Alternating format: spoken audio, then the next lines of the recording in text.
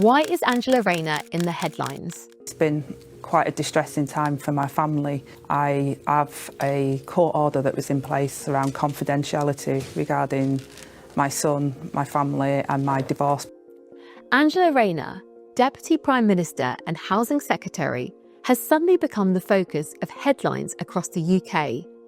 This controversy revolves around a property purchase, a potential £40,000 tax shortfall, and growing accusations of hypocrisy. We'll walk through the timeline, her own admissions, including a significant interview with Sky News' Beth Rigby on the 3rd of September 2025, the political fallout, and what it might mean for Labour. The heart of the matter lies in Angela Rayner's purchase of an £800,000 seaside flat in Hove. Normally, someone buying a second property of that value would need to pay a higher rate of stamp duty land tax, a surcharge designed to discourage second home ownership and raise revenue. On a property of that size, the surcharge would mean paying roughly £70,000 in stamp duty. However, Rayner only paid £30,000.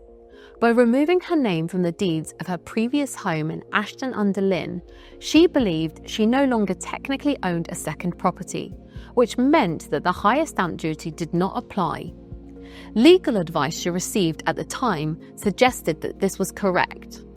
But later, it emerged that the move was not as clear-cut as it seemed.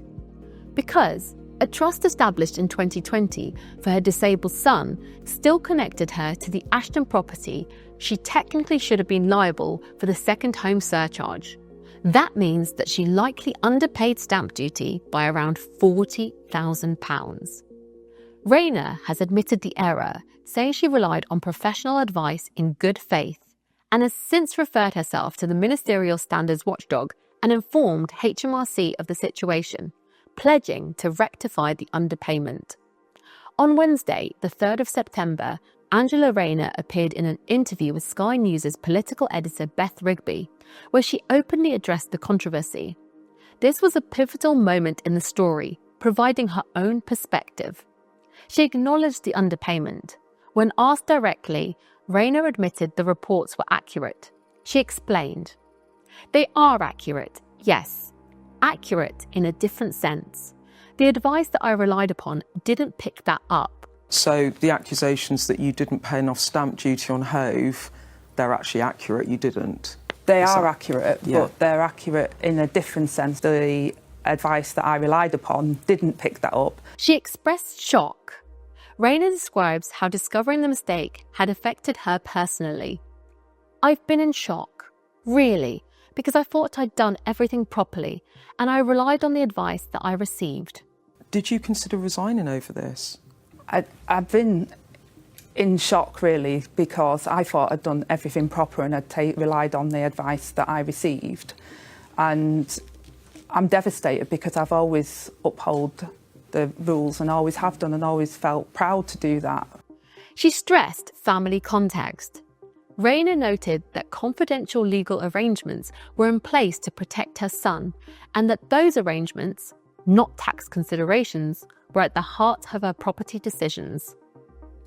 In a striking admission, Rayner said she had even discussed packing it all in with her family, suggesting she briefly considered resigning. Did you think about just packing it in rather than having to do this now? I spoke to my family about it. In this interview, she confirmed she had referred herself to the Standards Watchdog and notified HMRC, pledging to cooperate fully and pay what is owed. As soon as I knew that that was the case, I have alerted and referred myself to the independent advisor on the ministerial code to ensure that they can look transparently at what's happened, and also contacted HMRC to say that there is additional tax owing on this and that I'm prepared to pay that and fully comply with the HMRC as well. This candid interview was crucial, as it marked the moment that Rayner personally confirmed the underpayment and placed her circumstances in the public record. This is where much of the controversy comes in. Angela Rayner has built a reputation as someone who speaks strongly about tax fairness. In the past, she has sharply criticised tax avoidance and called for the wealthy individuals to pay their fair share. Critics argue that by reducing her own stamp duty bill, whether deliberately or by accident, she appears to have benefited from the same practices she has condemned. That gap between her public message and her private arrangements has given opponents plenty of ammunition. The press has highlighted this contrast. Take, for instance, this headline from The Telegraph: Rayner accused of hypocrisy after leading war on tax avoidance. Or this headline from The Week: 3 pads Rayner, a housing hypocrite. A jab at her connection to 3 properties: her former Manchester home, the new Hove flat, and the Grace and Favourite apartment in London. Opposition politicians have seized on the optics.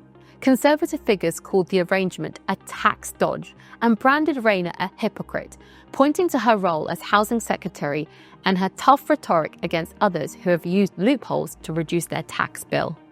The issue came to a head at Prime Minister's questions. Conservative leader Kemi Badenoch went on the offensive, pressing Keir Starmer over why Angela Rayner remained in office. Badenoch argued that if Starmer had a backbone, he would sack her. She has admitted she underpaid tax.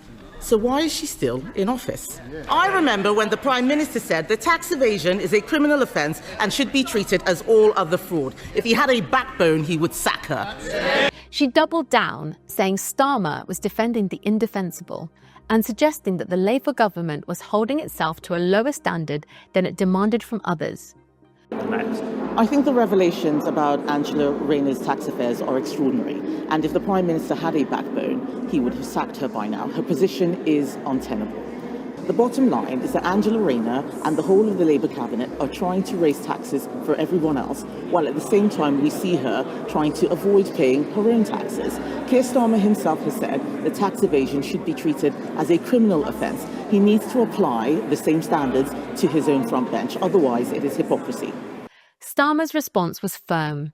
He defended Rayner, saying she had gone over and above in explaining her situation and declared that he was proud to sit alongside her.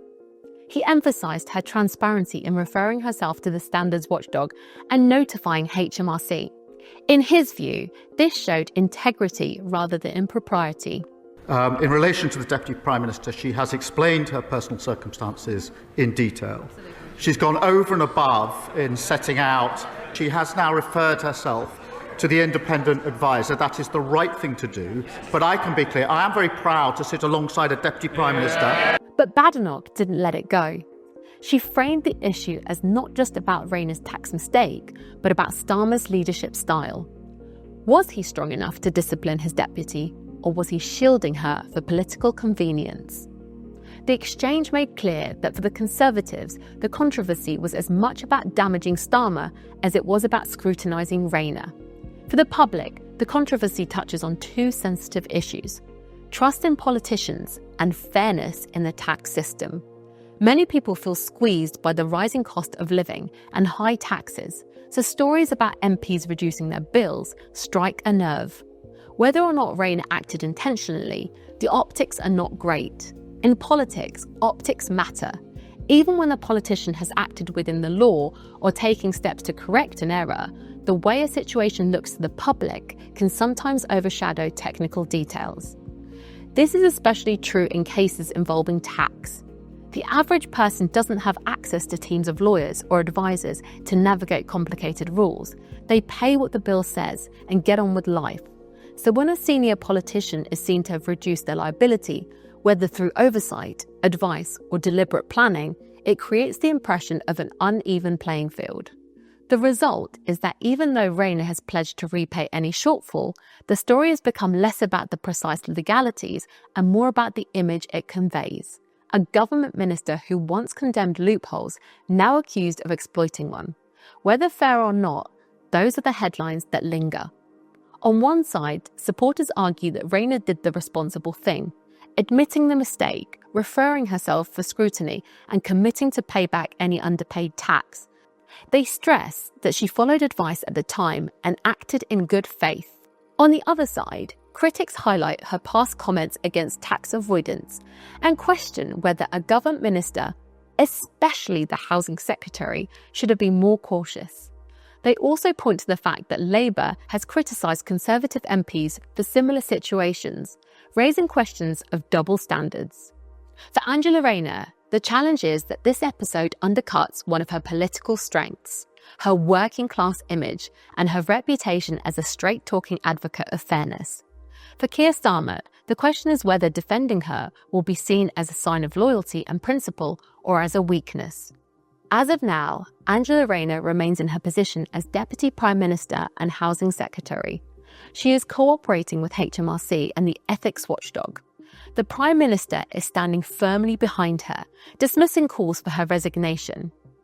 Meanwhile, the Conservatives are keeping the pressure on, using the controversy to question Labour's credibility on both integrity and the economy. The Sky News interview with Beth Rigby on the 3rd of September 2025 was a defining moment where Rayner admitted the underpayment, expressed shock, considered resignation, and committed to transparency. Whether this becomes a lasting scandal or a brief storm depends on what happens next. For now, it remains a reminder that in politics, optics matter just as much as legalities, and that every decision, especially involving money, is judged not only by the letter of the law, but also by the court of public opinion. Thank you for watching. Don't forget to like, comment, and share.